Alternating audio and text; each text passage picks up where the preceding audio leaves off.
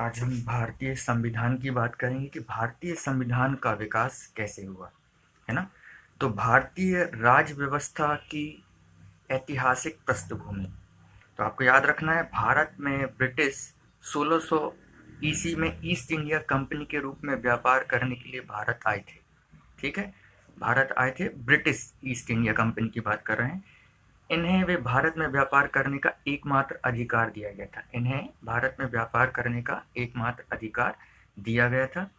और जो भारतीय संविधान का विकास है, बक्सर के युद्ध, बक्सर का युद्ध कब हुआ था, याद रखना, बक्सर मतलब 22, है ना, बक्सर मतलब 22, 22 अक्टूबर 1764, याद रखना है 1764, 1764 बक्सर का युद्ध के बाद प्रथम बार 1765 में कंपनी को बंगाल, बिहार, उड़ीसा की दीवानी प्राप्त हो गई।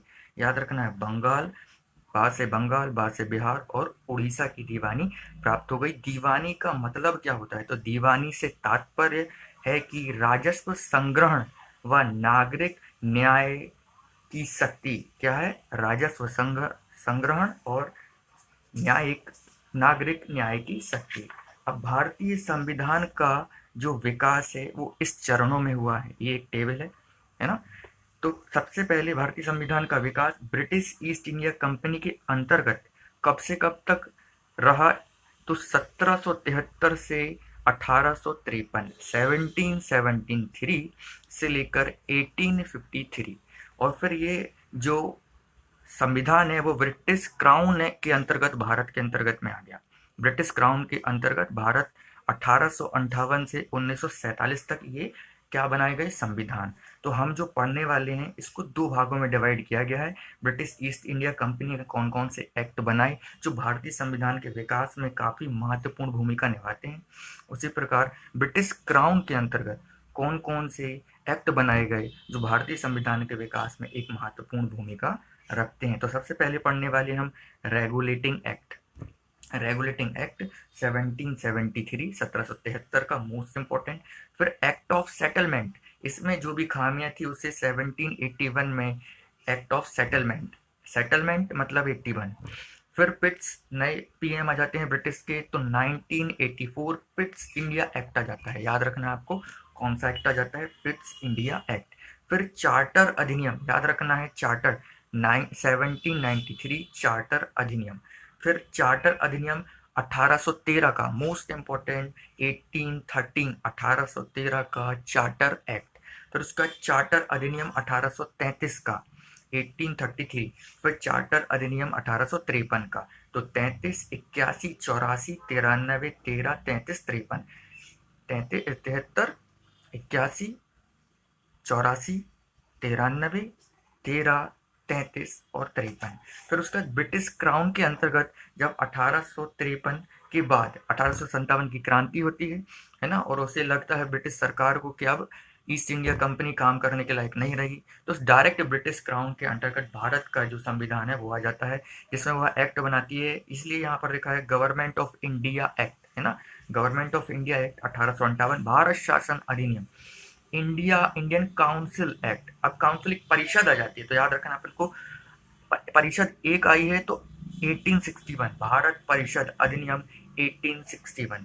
इंडिया काउंसिल एक्ट 1892, याद रखना है आपको 1892, है ना। फिर इंडिया काउंसिल एक्ट, मार्लियामेंटो सुधार, मोस्ट इंपॉर्टेंट, 1909, याद रखना है 1909 मार्लियामेंटो एक्ट। फिर 1919 भारत शासन अधिनियम, Montagu Chelmsford, most important, Montagu Chelmsford. फिर भारत शासन अधिनियम, पूरा भारतीय संविधान इसी पर टिका हुआ है आधे से अधिक, है ना। भारत शासन अधिनियम 1935, ये सब हम डिटेल में पढ़ने वाले हैं, अभी मैं आपको केवल पृष्ठभूमि समझा रहा हूँ, है ना।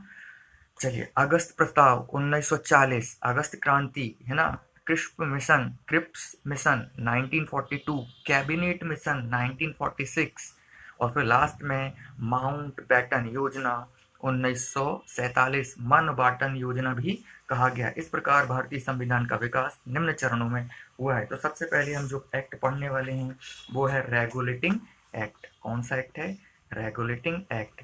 रेगुलेटिंग एक्ट कब का है, 1773 का। उस समय तत्कालीन ब्रिटिश पीएम कौन थे, लॉर्ड लॉर्ड नॉर्थ, याद रखना है आपको, कौन थे? लॉर्ड नॉर्थ थे, है ना। उद्देश्य क्या था इस रेगुलेटिंग एक्ट को लाने का? तो उद्देश्य मोस्ट इंपॉर्टेंट उद्देश्य था कंपनी के कार्यों को भारत और ब्रिटेन दोनों स्थानों पर नियंत्रण करना तथा कंपनी में व्याप्त दोषों को समाप्त करना। मोस्ट इंपॉर्टेंट, कंपनी को में व्याप्त दोषों को समाप्त करना और रेगुलेट करना। नाम इसलिए रेगुलेटिंग पड़ा, कहाँ पर? भारत और ब्रिटिश दोनों जगह। कंपनी के प्रशासन पर संसदीय नियंत्रण पूछा गया एसएससी में कि बताइए रेगुलेटिंग एक्ट, है ना। तो संसदीय नियंत्रण कब आया? 1773 रेगुलेटिंग एक्ट। कंपनी के प्रशासनिक और राजनीतिक कार्यों को मान्यता कब दी गई? रेगुलेटिंग एक्ट के तहत। केंद्रीय प्रशासन की नींव कब पड़ी? Regulating act. शुरुआत कब हुई? बंगाल के गवर्नर को बंगाल का गवर्नर जनरल पद नाम दिया गया। मोस्ट इंपॉर्टेंट, आपसे पूछा जाता है। और पहले बंगाल के गवर्नर जनरल कौन कहलाए? वॉरेन हेस्टिंग, है ना। और इससे पहले जो बंगाल का गवर्नर था वो बंगाल का गवर्नर कहलाता था, अब बंगाल का गवर्नर जनरल कहलाने लगा। तो मतलब क्या है बंगाल का गवर्नर से बंगाल का गवर्नर जनरल कहलाना? तो मतलब है कि बम्बई मद्रास की प्रेसिडेंसी अब बंगाल के गवर्नर जनरल के अंतर्गत आ गई। और बंगाल का गवर्नर कौन था पहले? तो क्लाइव था, है ना। क्लाइव, याद रखना, क्लाइव था, बाद में बंगाल का गवर्नर जनरल बन गया वॉरेन हेस्टिंग, लिखा हुआ है। अर्थात बंगाल का गवर्नर जनरल का मतलब है बंगाल और मद्रास की प्रेसिडेंसियां बंगाल के गवर्नर जनरल के अधीन आ गई। ठीक है। शासन की सैनिक तथा सिविल शक्तियों को गवर्नर जनरल और उसके 4 सदस्यीय परिषद को सौंप दिया गया। मोस्ट इंपॉर्टेंट, शासन की सैनिक तथा सिविल शक्तियों को गवर्नर जनरल तथा उसके 4 सदस्यीय परिषद को सौंप दिया गया और निर्णय में बहुमत हेतु गवर्नर जनरल के निर्णय को मत देने का अधिकार प्रदान किया गया। मतलब ये है कि जो गवर्नर जनरल की 4 सदस्यीय परिषद थी, ये बहुमत, है ना, जितनी ज्यादा वोटिंग मत के आधार पर होगी उसको मान्यता मिलेगी। वैसे 4 में से 3 लोगों ने किसी बात पर अपनी सहमति जताई तो वह मान्य होगी, ऐसा नहीं कि केवल एक ही व्यक्ति ने किया तो उसको मान्यता मिलेगी। ठीक है। तो गवर्नर जनरल वॉरेन हेस्टिंग था और उसकी कार्यकारी परिषद के 4 सदस्य कौन थे? ये अक्सर पूछ लिया जाता है, तो याद रखना आईएएस में पूछा जाएगा। फिलिप फ्रांसिस, कैलवेरिंग, मानसन और बोरवेल। आपको याद रखना है ये चारों, फिलिप, क्लेवरिंग, मानस और बोरवेल, है ना। 1774 में कलकत्ता में उच्चतम न्यायालय की स्थापना की गई। मोस्ट इंपॉर्टेंट, उच्चतम न्यायालय, हाई कोर्ट, हाँ सॉरी, सुप्रीम कोर्ट की स्थापना की गई। किसकी स्थापना की? सुप्रीम कोर्ट की स्थापना की गई। और किस एक्ट के तहत की गई? तो 1773 के एक्ट के तहत। और स्थापना कब की गई?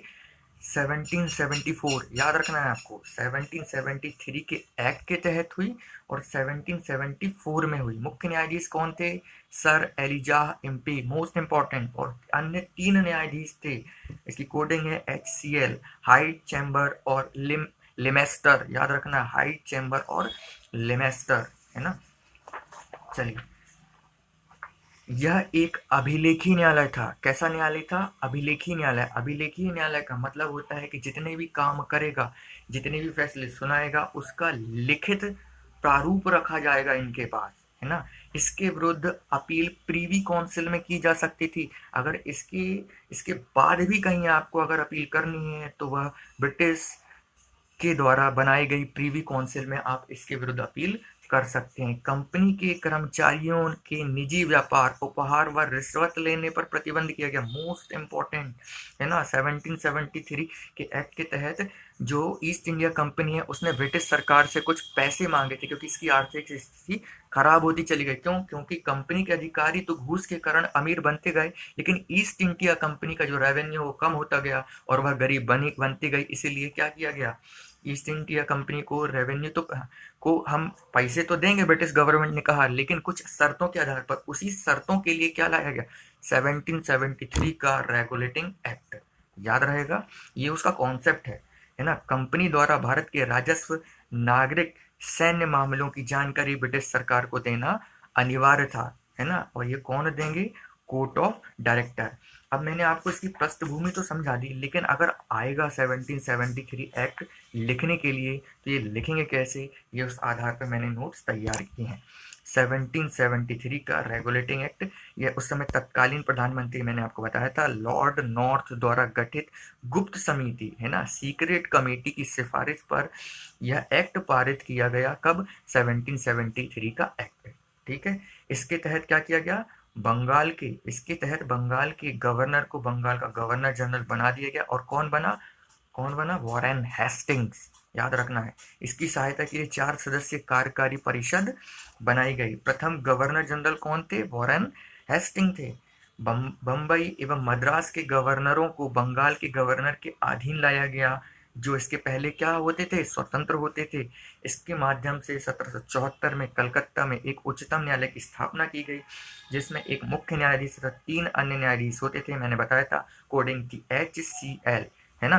कंपनी की सर्वोच्च सत्ता गवर्निंग बॉडी, है ना, कोर्ट ऑफ डायरेक्टर को राजस्व, नागरिक एवं सैन्य रिपोर्ट नियमित रूप से ब्रिटिश सरकार को देनी पड़ती थी। ये इसकी क्या थी? रेगुलेटिंग एक्ट की बाध्यता थी। उक्त एक्ट का महत्व यह है कि प्रथम बार ब्रिटिश सरकार ने कंपनी के राजनीतिक व प्रशासनिक महत्व को समझा तथा उसे नियमित और नियंत्रित करने का प्रयास करते हुए भारत में केंद्रीय प्रशासन की नींव रखी। तो आपसे पूछा जाएगा भारत में केंद्रीय प्रशासन की नींव किस एक्ट के तहत आई, तो वो था रेगुलेटिंग एक्ट। और कारण क्या था आपको मैं बता चुका हूँ।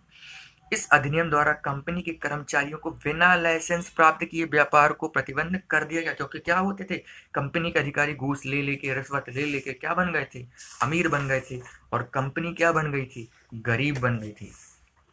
भारत में समस्त ब्रिटिश संवैधानिक प्रयोगों में सबसे अल्पकालीन पिट्स इंडिया एक्ट था 1774 का। ठीक है, तो इस प्रकार रेगुलेटिंग एक्ट इंडिया पूरा हमने पढ़ लिया है और ये ख़त्म हो जाता है। अगर आपको 6 नंबर में पूछता है तो आपको इस प्रकार की कुछ पृष्ठभूमि लिखनी होती है। ठीक है, और अगर 15 नंबर में होता है तो उसके आधार पर आपको इंडिया का मैप बनाकर भी समझाना होगा कि कैसे कैसे आया। इसके अगले वीडियो में हम ज्योग्राफी का एक लेक्चर रखेंगे। इस प्रकार हिस्ट्री, ज्योग्राफी, है ना, पॉलिटी और MP, ये तीनों के वीडियो मैं रेगुलर एक एक दिन में लाता रहूँगा।